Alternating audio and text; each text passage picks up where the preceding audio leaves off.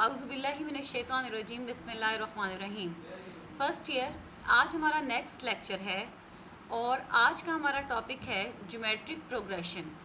ठीक है, अब सबसे पहले हम लोगों ने अभी तक एक प्रोग्रेशन पढ़ी हुई है, दैट इज़ अरिथमेटिक प्रोग्रेशन। अगर आप लोगों को याद हो, अरिथमेटिक प्रोग्रेशन में हमने ये पढ़ा था कि अरिथमेटिक प्रोग्रेशन ऐसा प्रोग्रेशन है या ऐसा सीक्वेंस है जिसकी टू कंसेक्टिव टर्म्स का डिफरेंस सेम होता है, जिसको आप कॉमन डिफरेंस का नाम देते हैं और डी से डिनोट करते हैं। अब ज्योमेट्रिक प्रोग्रेशन जो है, अगर हम इसको स्टडी करें तो ज्योमेट्रिक प्रोग्रेशन क्या है? ज्योमेट्रिक प्रोग्रेशन जो है a sequence an is a geometric sequence or geometric progression if an divided by an minus 1 is the same non-zero number for all n belonging to n and n greater than 1। ठीक है, यानी geometric sequence एक ऐसा sequence है जिसमें कोई सी भी दो कंसेक्टिव टर्म्स की रेशियो सेम होती है।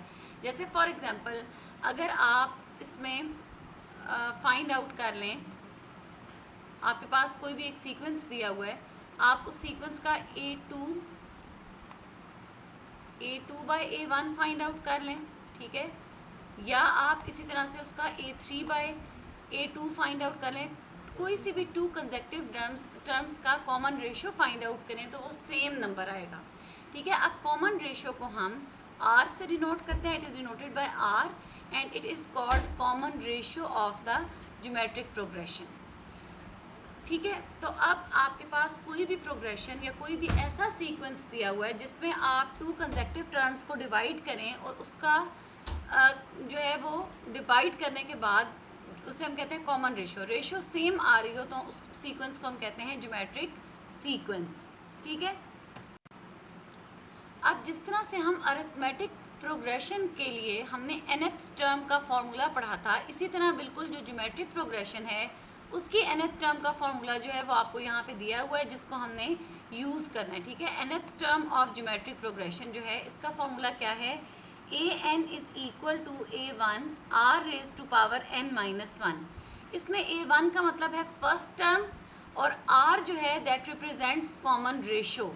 ठीक है, यानी और इसको आपने निकालना कैसे होगा? जैसे आप कॉमन डिफरेंस निकालते थे a2 माइनस a1, ठीक है, इस तरह से निकालते थे।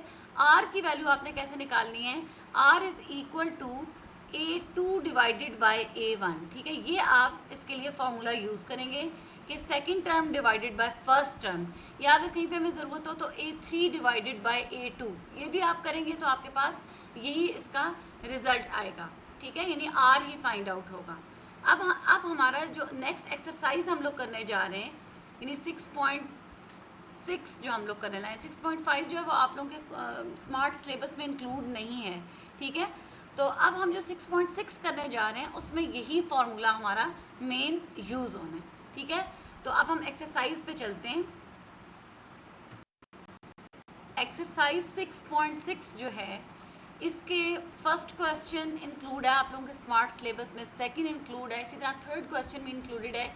ये क्वेश्चंस एक टाइप के हैं, फर्स्ट, सेकंड और थर्ड।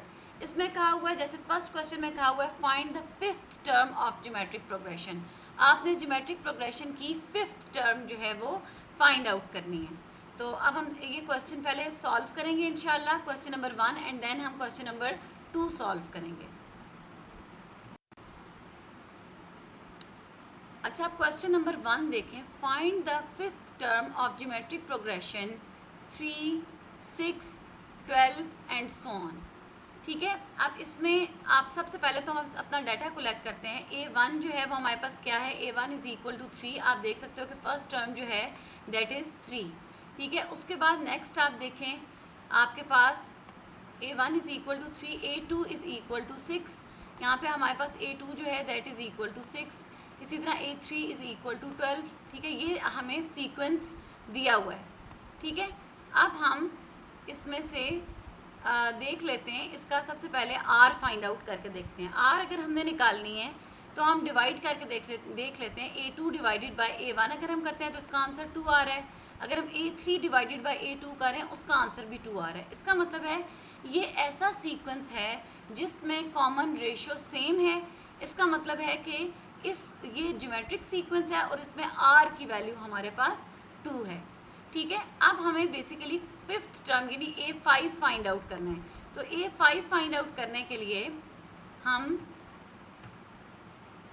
फॉर्मूला यूज़ कर लेते हैं। हमारे पास फॉर्मूला है an is equal to A1 r is to power n minus 1। ठीक है, ये हमारे पास फॉर्मूला है जो हमने Rn फाइंड आउट करने के लिए ज्योमेट्रिक प्रोग्रेशन के लिए यूज़ करना है। इसमें हम n is equal to 5 put कर देते हैं, ये बन जाएगा A5 is equal to A1 r is to power 4।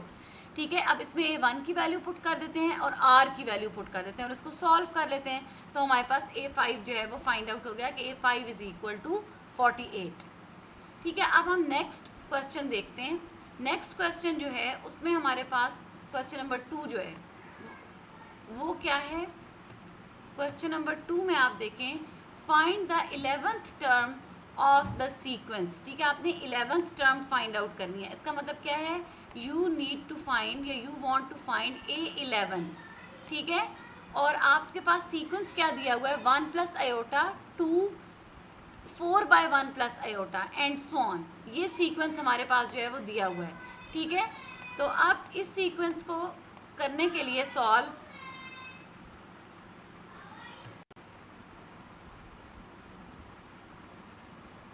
अब इस सीक्वेंस में देखें A1 is equal to 1 plus iota. ठीक है, इसी तरह से A2 जो आपको दिया हुआ है दैट इज़ इक्वल टू 2 और A3 जो आपको दिया हुआ है that is equal to 4 by 1 plus iota. ठीक है, A3 is equal to 4 by 1 plus iota. अब इससे हम पहले R फाइंड आउट कर लेते हैं। R फाइंड आउट करने के लिए हमने A2 डिवाइडेड बाय A1 किया है, उसका आंसर आ रहा है 2 बाय 1 प्लस आयोटा। इसको सिंप्लीफाई करने के लिए हम ये कर सकते हैं कि हम 1 प्लस आयोटा के कॉन्जुगेट से मल्टीप्लाई और डिवाइड कर लें। तो हमने 1 माइनस आयोटा से मल्टीप्लाई और डिवाइड किया और उसको सिंप्लीफाई किया तो हमारे पास आंसर आ गया 1 माइनस आयोटा। ठीक है, अब हम इसी तरीके से नेक्स्ट देख लेते हैं। अब नेक्स्ट हमने A3 divided by A2 find out किया है। ठीक है, A3 हमारे पास था 4 डिवाइडेड बाय 1 प्लस आयोटा, इसको हमने डिवाइड कर दिया 2 से। ठीक है, देन हमने इसको सिंप्लीफाई किया, उसी तरह से सिंप्लीफाई किया कि इसके जो 1 प्लस आयोटा डिनोमिनेटर में आ रहा था इसके कॉन्जुगेट से मल्टीप्लाई भी कर दिया और इसके कॉन्जुगेट से हमने डिवाइड भी कर दिया। जब हम लोगों ने मल्टीप्लाई और डिवाइड किया और उसको सॉल्व किया तो हमारे पास अगेन आंसर आ गया 1 माइनस आयोटा। इसका मतलब क्या है कि हमारे पास जो R3 आ रहा है, सॉरी R आ रहा है, R is equal to 1 minus iota. ठीक है, R हमारे पास 1 माइनस आयोटा आ गया। अब हमें नेक्स्ट करना है। ठीक है, now we want to find A11। अब हमने A11 फाइंड आउट करना है। तो अब तो A11 फाइंड आउट करना आसान हो गया। हमारे पास फॉर्मूला है AN is equal to A1 R raise to power n minus 1। ये हमारे पास फॉर्मूला है, इसमें हम n इक्वल टू 11 पुट कर देते हैं। A1 की वैल्यू हमारे पास है 1 प्लस आयोटा और R की वैल्यू है 1 माइनस आयोटा। ये तीनों वैल्यूज़ आप इक्वेशन नंबर 1 में पुट कर दें और फिर आप इसको सॉल्व कर लें तो आपके पास A11 ईजिली फाइंड आउट हो जाएगा। ठीक है, अब गर्ल्स जिस तरह से फर्स्ट 2 क्वेश्चंस हैं उसी तरह से क्वेश्चन नंबर 3 भी है। तो आपने क्वेश्चन नंबर 3 आप लोगों ने खुद से ट्राई करना है। ठीक है, उसके बाद हम बाकी क्वेश्चंस देखते हैं कि एक्सरसाइज के कौन कौन से क्वेश्चंस इंक्लूडेड हैं। तो let's go to the exercise. Question number 3 के अलावा आपके जो क्वेश्चंस इंक्लूडेड हैं एक्सरसाइज के वो मैंने यहाँ पे सर्कल कर दिए हैं। ठीक है, क्वेश्चन नंबर 8 है, question number 9, question number 12 and question number 14। ठीक है, और क्वेश्चन नंबर 7 का सेकंड पार्ट। अब हम इन क्वेश्चंस को देख लेते हैं वन बाय वन। अब क्वेश्चन नंबर 8 देखें। क्वेश्चन नंबर 8 की स्टेटमेंट क्या है, show that the reciprocal terms of the geometric sequence a1 r square a1 r is per 4 and so on form an other geometric sequence। ठीक है, आपने क्या show करना है कि ये एक geometric sequence है। इस geometric sequence की terms का अगर हम रेसिप्रोकल ले लें, रेसिप्रोकल का मतलब होता है जैसे a1 का रेसिप्रोकल होगा 1 by a1। ठीक है, इसी तरह से A1 R स्क्वायर का रेसिप्रोकल होगा 1 बाई A1 R स्क्वायर। इसी तरह से A1 R रेस्ट पावर 4 का रेसिप्रोकल होगा 1 by A1 R rest power 4। अगर हम इनका रेसिप्रोकल ले लें तो जो नया सीक्वेंस बनता है वो भी ज्योमेट्रिक सीक्वेंस है, ठीक है। ये हमने शो करना है। अब ये शो करने के लिए हम इस तरह से करते हैं, हम एक जो है वो रेसिप्रोकल टर्म्स का सीक्वेंस ले लेते हैं, ठीक है। तो हमने स्टार्ट में कह दिया कि reciprocal of terms of geometric sequence a1 r square a1 r raise to power 4 r, ठीक है। अगर हम रेसिप्रोकल देखें तो वो हमारे पास क्या बनते हैं, a1 1 बाई a1, ठीक है, 1 by a1 r square 1 by a1 r raise to power 4 and so on, ठीक है। ये हमारे पास आ गया। अब हम इसमें से जो है वो चेक करते हैं कि क्या ये ज्योमेट्रिक सीक्वेंस है। तो ये ज्योमेट्रिक सीक्वेंस कब हो सकता है, ये ज्योमेट्रिक सीक्वेंस उस वक्त हो सकता है जब हमारे पास सेकंड टर्म यानी कि a2 divided by a1 equal आ जाए, a2 divided by a1 equal आपके पास आ जाए a3 डिवाइडेड बाय a2, ठीक है, a3 डिवाइडेड बाय a2। अब हमने ये बेसिकली हम ये चेक करना चाह रहे हैं। ये चेक करने के लिए हमने यही किया कि सेकंड टर्म को डिवाइड कर दिया फर्स्ट टर्म से और उसको सिंप्लीफाई किया। जब हम सिंप्लीफाई करते हैं तो इसका आंसर आता है 1 बाय आर स्क्वायर, ठीक है, यानी a2 बाई a1 का आंसर आ रहा है 1 बाय आर स्क्वायर। अब हम a3 by a2 find out करते हैं। तो हमने थर्ड टर्म ली, ठीक है, third term divided by first term, इसको सिंप्लीफाई किया, इसका आंसर भी हमारे पास आ रहा है 1 बाय आर स्क्वायर। इसका मतलब है कि जो रेसिप्रोकल टर्म्स का सीक्वेंस था, यानी जो सीक्वेंस आपको क्वेश्चन नंबर 1 में गिवन है, ये सीक्वेंस भी एक ज्योमेट्रिक सीक्वेंस है, बिकॉज इसमें भी कॉमन रेशो सेम आ रही है, ठीक है। तो यही हमने इसमें शो करना था। स्टूडेंट्स अब नेक्स्ट देखें क्वेश्चन नंबर 9। क्वेश्चन नंबर 9 में आपसे कहा हुआ है find the nth term of the geometric sequence, यानी आपने क्या फाइंड आउट करना है, you need to find an, ठीक है। और गिवन क्या है आपको, गिवन आपको है, एक तो दिया हुआ है a5 divided by a3 is equal to 4 by 9, ये कंडीशन 1 आपको दी हुई है कि a5 by a3 is equal to 4 by 9। और सेकंड कंडीशन क्या दी हुई है, a2 is equal to 4 bye 9। तो ये आपको दो कंडीशंस दी हुई हैं और आपने फाइंड आउट क्या करना है, you want to find the value of an, ठीक है। अब हमने अगर an फाइंड आउट करना है और सीक्वेंस हमें दिया हुआ है कि सीक्वेंस ज्योमेट्रिक सीक्वेंस है, अब अगर हमने an फाइंड आउट करना है तो हमारे पास उसका फॉर्मूला क्या है, an is equal to a1 r raise to power n minus 1, ठीक है। इसका मतलब है कि हमें अगर an की वैल्यू निकालनी है तो we want to find a1 and the value of r। तो हमें बेसिकली कंडीशन 1 और कंडीशन 2 को यूज़ करके a1 और r की वैल्यूज़ निकालनी है, ठीक है। तो अब हम लेट स्टार्ट द क्वेश्चन। अब सबसे पहले हमने दोनों कंडीशंस को यूज़ करना है। तो फर्स्ट ऑफ ऑल हम कंडीशन 1 ले लेते हैं, ठीक है। अब कंडीशन 1 हमारे पास क्या है कि a5 by a4 is equal to 9, ठीक है, ये हमारे पास कंडीशन 5 है। अब अगर हमने a5 की वैल्यू निकालनी है, फॉर्मूला हमारे पास यही है, an is equal to a1 r raise to power n minus 1, ठीक है। अब इस फॉर्मूले में अगर हम देखें तो हमारे पास a5 की वैल्यू इससे आती है a1 r raise to power 4, ठीक है। a3 की वैल्यू आती है a1 r स्क्वायर। तो हम ये वैल्यूज़ यहाँ पे पुट कर देते हैं और इसको सिंप्लीफाई करते हैं, a1 और a1 कैंसिल हो जाएंगे, r रेज़ पावर 4 और r स्क्वायर को अगर कैंसिल करें तो r स्क्वायर आ जाता है, ठीक है। और हमारे पास अगर हम अंडर रूट ले लें दोनों तरफ तो हमारे पास r की वैल्यू आ रही है प्लस माइनस 2/3। तो हमने एक कंडीशन 1 को यूज़ करते हुए r की वैल्यू फाइंड आउट कर ली कि r इज़ इक्वल टू 2/3। अब हम सेकंड कंडीशन को यूज़ करते हैं। अब सेकंड कंडीशन हमारे पास क्या है वो हम देख लेते हैं। Condition 2 is that a2 is equal to 4 by 9, ठीक है।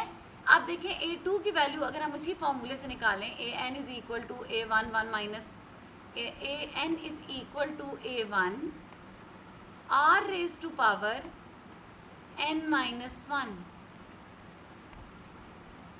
ठीक है, इसी फॉर्मूले से अगर हम वैल्यू a2 की निकालें तो हमारे पास आता है a1r इज इक्वल टू 4/9। ठीक है, इसमें हमें r की वैल्यू मालूम है, वो हम पुट कर देते हैं।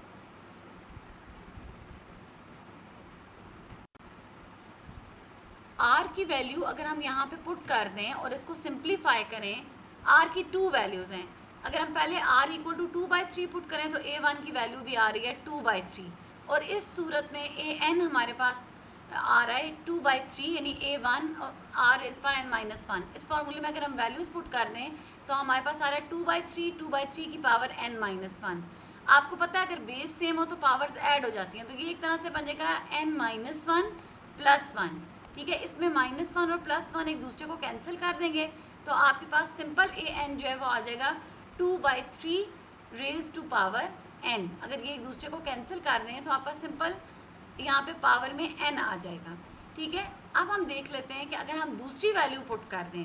ठीक है, अगर हम पुट कर दें r इज इक्वल टू -2/3 तो हमारे पास a1 की वैल्यू भी सॉल्व करने के बाद आती है -2/3, और इस तरह से an हमारे पास आता है an is equal to -2/3 raise to power n-1, और यहाँ पे भी साथ हमारे पास आ जाएगा -1 + 1, क्योंकि बेस सेम है, पावर्स ऐड हो जाएंगी और फिर आपका जो है वो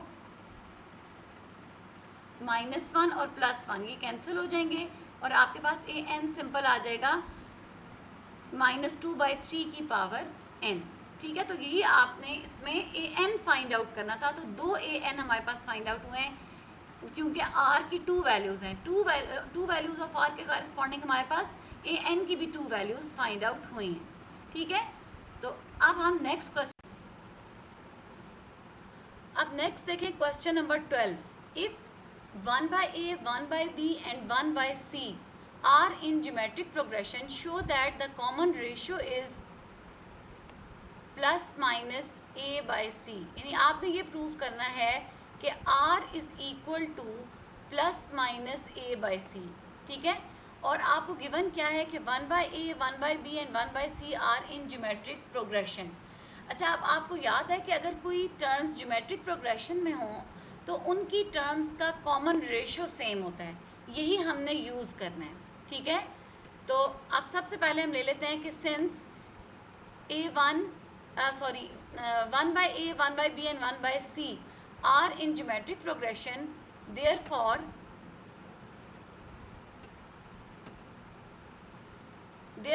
a2/a1 is equal to a3/a2। अब हम इसमें वैल्यूज पुट करते हैं। a2 की वैल्यू है 1/b, a1 की वैल्यू है 1/a, a3 की वैल्यू है 1/c और a2 हमारे पास अगेन जो है वो 1/b ही है। इसको हमने सिंप्लीफाई किया, ये बन गया a डिवाइडेड बाई b, ये बन गया आपके पास b डिवाइडेड बाई c। इसको हमने क्रॉस मल्टीप्लाई कर दिया। ठीक है, c को हम इधर ले गए और b को हमने इधर मल्टीप्लाई कर दिया। ठीक है, इधर मल्टीप्लाई कर दिया, हमारे पास इक्वेशन बन गई AC is equal to B square. इसमें हमने बोथ साइड्स पे जब स्क्वायर रूट लिया तो हमारे पास आंसर आ गया b इज इक्वल टू ±√ऑफ AC। ठीक है, अब इसको मज़ीद हमने अगर सिंप्लीफाई करना है तो अब हम क्या कर सकते हैं कि हमने तो बेसिकली r की वैल्यू प्रूव करनी है कि r इज़ इक्वल टू ±√ऑफ a/c। ठीक है, ये प्रूव करने के लिए हमने क्या किया, हम r के लिए ये भी तो फॉर्मूला यूज़ कर सकते हैं, r is equal to a2/a1। यहाँ से हम a2 की वैल्यू पुट करें और a1 की वैल्यू पुट कर देते हैं। हमारे पास इसको सिंप्लीफाई करके आंसर आ गया a/b। ठीक है, यहाँ पे हमारे पास b की वैल्यू ऑलरेडी क्वेश्चन नंबर 1 में मौजूद है, ये वैल्यू हमने यहाँ पे b की जगह पे पुट कर दी है। ठीक है, जब b की जगह पे ये वाली वैल्यू पुट की है तो हमारे पास आ गया a divided by ±√of AC। ठीक है, और इसको अगर हम मज़ीद सिंप्लीफाई करें, आप पावर्स को अगर सॉल्व कर लें तो आपके पास आंसर आ जाएगा r is equal to plus minus. ठीक है, अगर आप इसको मज़ीद सिंप्लीफाई कर लें, a की पावर को सॉल्व कर लें तो आपके पास आ रहा है r इज़ इक्वल टू ±√ऑफ a/c, और यही हमारा रिज़ल्ट है। ठीक है, अब हम लास्ट क्वेश्चन देख लेते हैं, क्वेश्चन नंबर 14। अब क्वेश्चन नंबर 14 देखें। If 3 consecutive numbers in AP are increased by 1, 4 and 15 respectively, the resulting numbers are in GP।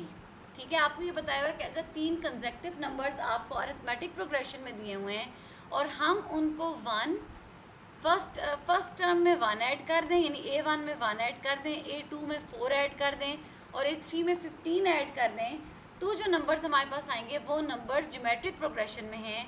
हमने वो ओरिजिनल नंबर्स फाइंड आउट करने हैं और एक कंडीशन आपको दी हुई है कि उन नंबर्स का सम जो है वो 6 के इक्वल है।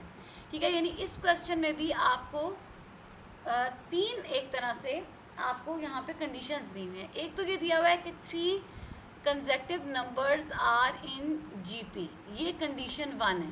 ठीक है, सेकंड कंडीशन आपको दी हुई है कि अगर नंबर को हम 1, 4 और 15 से इंक्रीज कर देते हैं then resulting numbers are in GP, ये आपको सेकंड कंडीशन इसकी दी हुई है। ठीक है, और थर्ड कंडीशन क्या दी हुई है कि नंबर्स का सम जो है वो 6 के इक्वल है। ठीक है, तो हम ये तीनों कंडीशंस यूज़ करेंगे और नंबर्स को फाइंड आउट करेंगे। तो अच्छा, अब आपको गर्ल्स मालूम है जब हम ज्योमेट्रिक सीक्वेंस वाला भी कर रहे थे, एक्सरसाइज कर रहे थे, तो हमने ये बात पढ़ी थी कि हमारे पास जो है वो अगर हमने 3 नंबर्स अरिथमेटिक प्रोग्रेशन में लेने हैं तो हम इस तरह के नंबर लेते हैं a minus d, a plus d. तो हमने ले लिया कि let a minus d, a plus d be 3 numbers in arithmetic progression. अब आपको एक जो कंडीशन गिवन है, ये हमने फर्स्ट कंडीशन को यूज़ कर लिया यहाँ पे कि जो हमने 3 नंबर्स लिए हैं वो हमने अरिथमेटिक प्रोग्रेशन में लिए हैं। देन हमें थर्ड कंडीशन गिवन है कि सम जो है नंबर्स का वो 6 के इक्वल है। तो हमने तीनों नंबर्स को ऐड किया और उसको इक्वल टू 6 रख लिया। जब इसको सिंप्लीफाई किया तो हमारे पास a की वैल्यू फाइंड आउट हो गई, that is a is equal to 2। ठीक है, अब हमें एक वैल्यू फाइंड आउट हो गई है, d की भी अगर हमें वैल्यू मिल जाए तो नंबर्स हम फाइंड आउट, यानी कि नंबर्स हमें मालूम हो जाएंगे। अब हम a की वैल्यू अगर पुट कर दें नंबर्स में तो नंबर क्या बन जाएंगे, a minus D, sorry 2 minus D, 2 plus D. ठीक है, ये हमारे पास जो है वो नंबर्स आ गए। अब हम नेक्स्ट जो एक कंडीशन हमारी रह गई है, अब हम उसको यूज़ कर लेते हैं, जो आपके पास कंडीशन नंबर 2 है। ठीक है, कंडीशन नंबर 2 को हमने यूज़ करना है, तो उसके लिए कंडीशन 2 जो आपके पास है, हम कंडीशन 2 कहना चाहिए, वो आपके पास क्या है कि अगर आप, ये सेकंड कंडीशन है। ठीक है, सेकंड कंडीशन क्या है कि अगर आप फर्स्ट नंबर में से 1 माइनस कर दें, माइनस नहीं, आई थिंक आपको ऐड करने का कहा हुआ है। एक मिनट स्टेटमेंट को देख लेते हैं। स्टेटमेंट में दिया हुआ है इंक्रीज्ड बाय। ठीक है, आपको कहा हुआ है कि if the numbers are increased by. ठीक है, तो हम देख लेते हैं। अब हम इंक्रीज कर लेते हैं। अगर हम फर्स्ट नंबर में 1 ऐड कर दें, सेकंड नंबर में जो है वो 4 ऐड कर दें और थर्ड नंबर के अंदर हम 15 ऐड कर दें, तो अब जो नंबर्स आएंगे वो नंबर ज्योमेट्रिक प्रोग्रेशन में होंगे। तो हमने यही किया, फर्स्ट नंबर में 1 ऐड कर दिया है।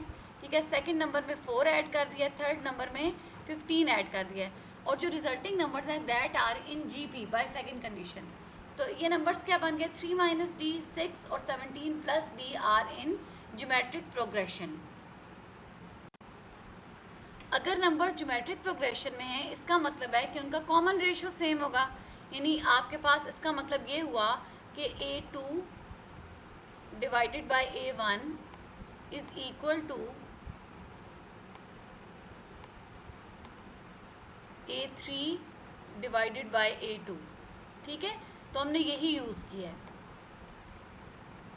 हमने A2 divided by A1 is equal to A3 divided by A2। ठीक है, उसके बाद हमने इसकी क्रॉस मल्टीप्लिकेशन की है और इसको सॉल्व किया है। जब सॉल्व किया है तो हमारे पास एक आ गया है, एक इक्वेशन बन गई है, that is a quadratic equation in D। ठीक है, D में एक क्वाड्रेटिक इक्वेशन हमारे पास फाइंड आउट हो गई है। ये क्वाड्रेटिक इक्वेशन जब हम लोगों ने सॉल्व की है तो हमारे पास D की यहाँ से वैल्यूज़ आ गई हैं। ठीक है, हमने फैक्टराइजेशन मेथड यूज़ किया है, D की 2 वैल्यूज़ ऑब्टेन हुई हैं, जो कि हमारे पास क्या है, D इज़ इक्वल टू -15 और D इज़ इक्वल टू 1। ठीक है, अब हम एक दफ़ा यूज़ करते हैं डी की वैल्यू -15 और एक दफ़ा हम डी की वैल्यू 1 यूज़ करेंगे। ए की वैल्यू ऑलरेडी हमने फाइंड आउट किया, ए इज़ इक्वल टू 2, तो 1 टाइम हम ले लेते हैं डी इज़ इक्वल टू -15 और तीनों नंबर्स को जब फाइंड आउट करें तो वो हमारे पास आते हैं 17, 2 और -13। ठीक है, अब हम दूसरी दफ़ा हम वैल्यूज़ क्या यूज़ करेंगे, a is equal to 2 and d is equal to 1। अब हमारे पास क्या नंबर्स आ रहे हैं, जब हम इसमें वैल्यूज़ डाल दें, ए की वैल्यू 2 डाल दें और डी की वैल्यू जो है वो अगर हम 1 पुट कर दें तो हमारे पास क्या नंबर्स ऑब्टेन हो रहे हैं, 2 - 1, 2 और 2 + 1, that is 1, 2 and 3। These are the required numbers. ठीक है, अब गर्ल्स हमारी ये एक्सरसाइज कंप्लीट हो गई है 6.6। अच्छा गर्ल्स, 6.6 जो है ये तो हमारी कंप्लीट हो गया, this is related to arithmetic progression. ठीक है, जो हमारी नेक्स्ट एक्सरसाइज है वो बहुत ही स्मॉल एक्सरसाइज है 6.7 जो है, and that is related to geometric mean.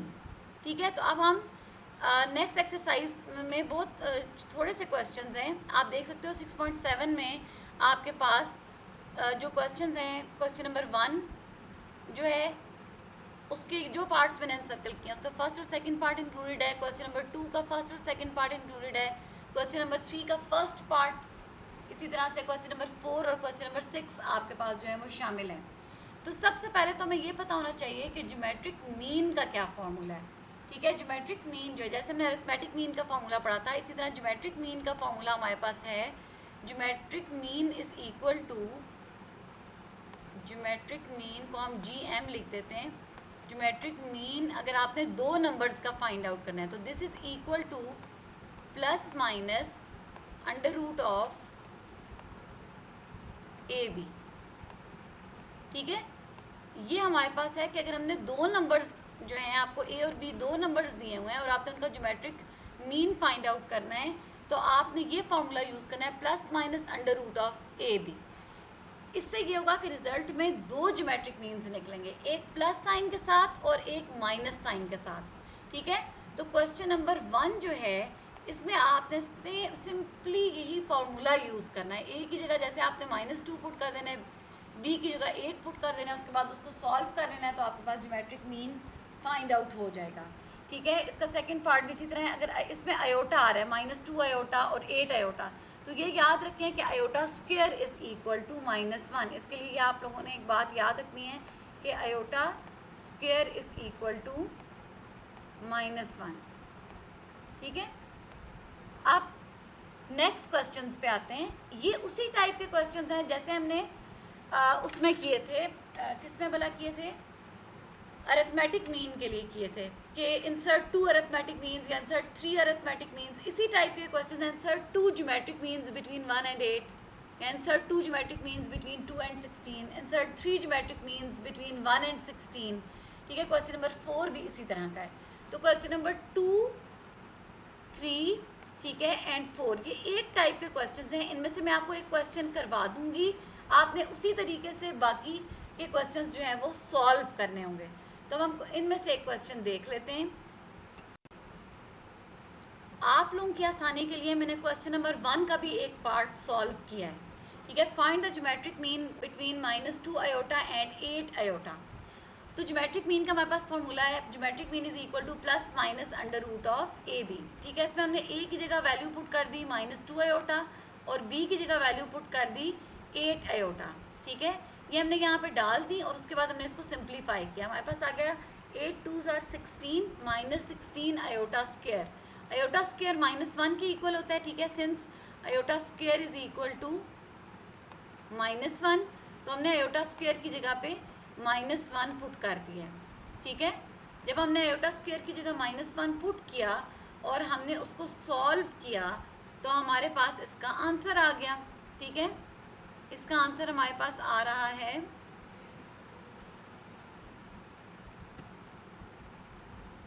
±√16, that is equal to +-4। अब नेक्स्ट देखते हैं question number 3। Insert the 3 geometric means between 1 and 16। ठीक है, अब हमने क्या किया कि हमने 1 और 16 के दरमियान 3 ज्योमेट्रिक मीन्स ले लिए हैं, G1, G2 और G3। ठीक है, अब हमने इसको सॉल्व करना है और G1, G2 और G3 की वैल्यूज़ निकालनी है।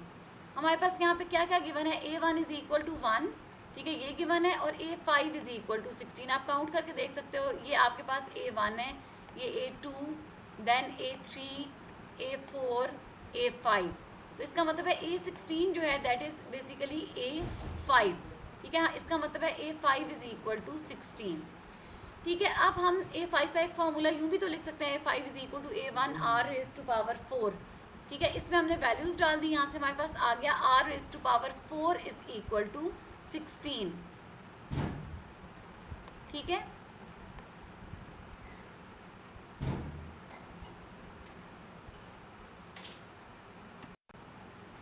अब अगर हम दोनों तरफ स्क्वायर रूट लें तो हमारे पास आ जाता है R square is equal to plus minus 4। ठीक है, और अगर इसका मतलब है हमारे पास आर स्क्वायर की दो वैल्यूज़ आ रही हैं, एक आ रहा है R square is equal to 4 और दूसरी वैल्यू हमारे पास आ रही है R square is equal to minus 4। ठीक है, अब अगर हम इन दोनों का अंडर रूट लें 1 बाय 1 तो आपके पास यहाँ से वैल्यू आती है R is equal to plus minus 2 और यहाँ से आ जाता है R is equal to plus minus 2 iota. This means that we get 4 values of r. ठीक है, so 4 cases arise here. तो अब हम ये 4 cases 1 by 1 जो है इनको हम सॉल्व करेंगे। तो यहाँ पे मैंने 1 by 1 हर केस के लिए जो है वो G1, G2 और G3 की वैल्यूज़ निकालनी है। फर्स्ट केस में हमारे पास A1 इज इक्वल टू 1 है and R is equal to 2। ठीक है, सेकेंड केस में A1 इक्वल टू 1 है लेकिन R is equal to minus 2। Third case में A1 is equal to 1 but R is equal to 2 iota. इसी तरह जो फोर्थ केस है उसमें A1 is equal to 1 and R is equal to minus 2 iota. अब G1, G2 और G3 हमने किस तरह निकालना है, G1 जो है that is basically second term, G1 is equal to A2 और A2 हमारे पास उसका फॉर्मूला ज्योमेट्रिक प्रोग्रेशन में होता है A1R। तो मैंने A1 की यहाँ पे वैल्यू पुट कर दी और R की वैल्यू भी पुट कर दी। इसको सॉल्व किया तो मेरे पास G1 की वैल्यू आ गई 2। फिर G2 की वैल्यू फाइंड आउट करनी है तो G2 is equal to A3। ठीक है, and A3 is equal to A1R square. ये फॉर्मूला मैंने सिंपल जो आपके पास AN equal to A1R raise to power n minus 1 है उससे लिखा है। ठीक है, इसमें वैल्यूज़ A1 और R की पुट की और मेरे पास G2 की वैल्यू आ गई 4। फिर G3 हमारे पास असल में फोर्थ टर्म है और A4 को हम लिख सकते हैं A1R क्यूब। इसमें A1 और R की वैल्यूज़ पुट की और हमारे पास G3 की वैल्यू आ गई 8। इसका मतलब है G1, G2 और G3 की वैल्यू आ रही है 2, 4 एंड 8। एक फर्स्ट केस में ये आंसर्स आ गए। अब सेकंड केस में हमने A1 इक्वल टू 1 पुट करना है और R equal to minus 2 put करना है। फिर हमने G1, G2 और G3 निकाले हैं। उसी तरह से G1 इक्वल टू A2 है, A2 का फॉर्मूला है A1R, उसमें वैल्यूज़ पुट की और G1 निकाल लिया। फिर हमने G2 हमारे पास इक्वल है A3 that is equal to A1R square, उसमें हमने A1 की भी वैल्यू डाल दी और R की वैल्यू अब हमने माइनस 2 पुट कर दी है और यहाँ से हमने G2 की वैल्यू हमारे पास आ गई। इसी तरह G3 जो है that is equal to A4, ये फोर्थ टर्म है। ठीक है, और and this is equal to A1R cube. ठीक है, इसको हमने A1 की भी वैल्यू डाल दी और R की भी वैल्यू डाल दी। इसको हमने सिंप्लीफाई किया तो हमारे पास G3 की वैल्यू आ गई -8। तो G1, G2 और G3 हमारे पास सेकंड केस में आ रहे हैं -2, 4, -8। ठीक है, सिमिलरली हमने बाकी दोनों केसेस को भी सॉल्व करना है। ठीक है, जो आपके पास केस 3 है और केस 4 है। ठीक है, आप इसको भी देख लेते हैं, एक दफ़ा मैं आपको दिखा देती हूँ। आपने इसको खुद से सॉल्व करने की कोशिश भी करनी है। आप देखें G3 में हमने A1 इक्वल टू 1 और R इज़ इक्वल टू 2 ले लिया है और जो केस 4 है उसमें हमने A1 इज़ इक्वल टू 1 और R is equal to -2 iota ले लिया और फिर उसको सिंप्लीफाई करके हमने वैल्यूज़ G1, G2 और G3 की वैल्यूज़ जो हैं वो निकाल ली हैं। ठीक है, अब इसी तरीके से आपने बाकी भी क्वेश्चन सॉल्व करने हैं। सिर्फ यह है कि क्वेश्चन नंबर 4 में आपसे कहा हुआ है कि find the real geometric means. तो अगर आपको रियल ज्योमेट्रिक मीन्स कहा हुआ है इसका मतलब है आप देख सकते हो कि यहाँ पे आप देखिए इस क्वेश्चन में जो थर्ड केस और फोर्थ केस है इसमें आपके पास जो आंसर्स आ रहे हैं उनमें अयोटा आ रहा है -2 अयोटा, -4 और प्लस 8 आयोटा, इसी तरह से जो केस 4 इसमें भी आयोटा में वैल्यूज़ आ रही हैं। तो जब आप क्वेश्चन नंबर 4 करोगे तो आप फर्स्ट 2 केसेस डिस्कस करेंगे, थर्ड और फोर्थ केस उसमें आप नहीं लिखेंगे, क्योंकि उसके क्वेश्चन में लिखा हुआ है कि find the real geometric means. ठीक है, उसमें आपने आयोटा वाली वैल्यूज़ को फाइंड आउट नहीं करना। अब एक क्वेश्चन हमारा और है 6.7 क्वेश्चन एक्सरसाइज का, वो हम देख लेते हैं।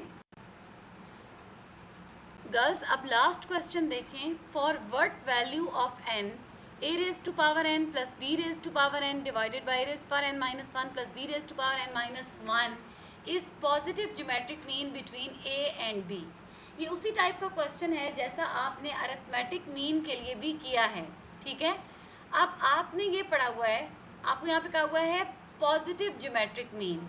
ठीक है, तो अब इसका मतलब है कि हमें ये जो दिया हुआ है वैल्यू, ये पॉजिटिव ज्योमेट्रिक मीन की वैल्यू दी हुई है। ठीक है, अब हम देख लेते हैं कि हमारे पास बाय फार्मूला क्या वैल्यू है। By formula positive geometric mean between a and b is equal to under root of A B. ठीक है, यहाँ तो हम लोगों ने फार्मूला पढ़ा हुआ है कि ज्योमेट्रिक मीन का फार्मूला है under root of A B. अब देखिए क्वेश्चन में आपको पॉजिटिव ज्योमेट्रिक मीन की वैल्यू दी हुई है ए raise to power N plus B raise to power N divided by A raise to power n minus 1 plus B raise to power n minus 1। ठीक है, तो इसका मतलब है हमारे पास ज्योमेट्रिक मीन की 2 वैल्यूज़ हैं। एक ये वैल्यू है under root of A b और एक वैल्यू क्वेश्चन में दी हुई है। हम इन दोनों वैल्यूज़ को कंपेयर कर देते हैं। ठीक है, अगर हम इनको कंपेयर करें तो हमारे पास इक्वेशन इस तरीके से बन जाती है कि A raise to power n plus B raise to power n divided by A raise to power n minus 1 plus B raise to power n minus 1 is equal to under root of A B. ठीक है, अब हम इसको cross multiply कर देते हैं, इस value को यहाँ पे मल्टीप्लाई करते हैं और फिर इसको हम सिंप्लीफाई करते हैं। हमने ये वैल्यू इधर मल्टीप्लाई कर दी, फिर under root of A B का मतलब है ए raise to power 1/2 B raise to power 1/2। ठीक है, इसको हम लोगों ने यहाँ पे ए रेज पर 1/2 बी रेज पर 1/2 यहाँ पे लिख दिया। उसके बाद हमने इन दोनों वैल्यूज़ को अंदर 1 बाय 1 मल्टीप्लाई किया। पहले ए रेज पर n माइनस 1 के साथ दोनों को मल्टीप्लाई किया, फिर हमने b raise to power 1 by n के साथ बी रेज पर n माइनस 1 के साथ इन दोनों वैल्यूज़ को मल्टीप्लाई कर दिया। ठीक है, अब इसके बाद हम इनकी पावर्स को, जिनकी बेस सेम है उनकी पावर्स को ऐड कर देते हैं। तो हमारे पास आता है ए रेज पर n minus 1/2 B raise to power 1/2। इसी तरह से यहाँ पे आता है b raise to power n minus 1/2 a raise to power 1/2। अब हम देखते हैं कि जिसमें ए की पावर ज़्यादा, ये अब 4 टर्म्स बन गई ना। एक टर्म है, आप अगर देखिए आपके पास यहाँ पे बेसिकली 4 टर्म्स हैं। 4 टर्म्स कौन सी हैं? आपके पास एक टर्म है ए रेज टू पावर n, एक टर्म है b raise to power n, फिर एक टर्म है ए रेज पर n माइनस 1 बी रेज पर 1/2 और एक है बी रेज पर n minus 1/2 a raise to power 1/2। ठीक है, अब आप इसमें से जिसमें ए की पावर ज़्यादा है उसको राइट हैंड साइड पे ले आए, यानी ये वाली जो टर्म है इसको हम राइट हैंड साइड पे ले आए हैं और इसका साइन चेंज हो गया है। और b raise to power n को हम लेफ्ट साइड पे ले गए हैं और इसका साइन भी चेंज हो गया। ठीक है, इसको हम राइट हैंड साइड पे ले आए हैं इस टर्म को, और उसको हम लेफ्ट हैंड साइड पे ले आए और दोनों के साइन जो है वो चेंज हो गए।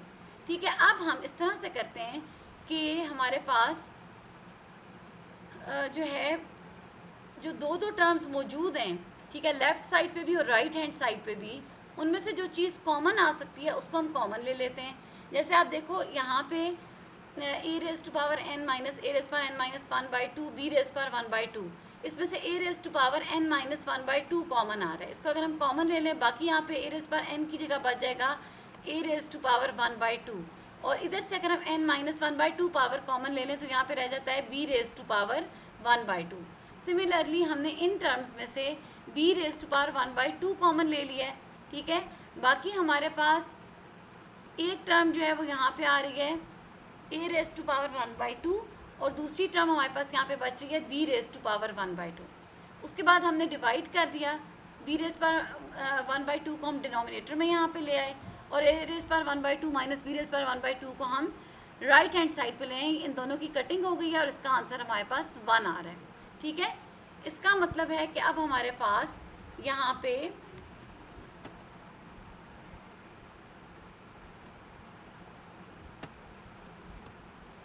अगर आप देखें तो आपके पास यहाँ पे क्या आ रहा है, a/b⁻² n-1/2 is equal to 1। यहाँ से आप इसको लिख सकते हैं,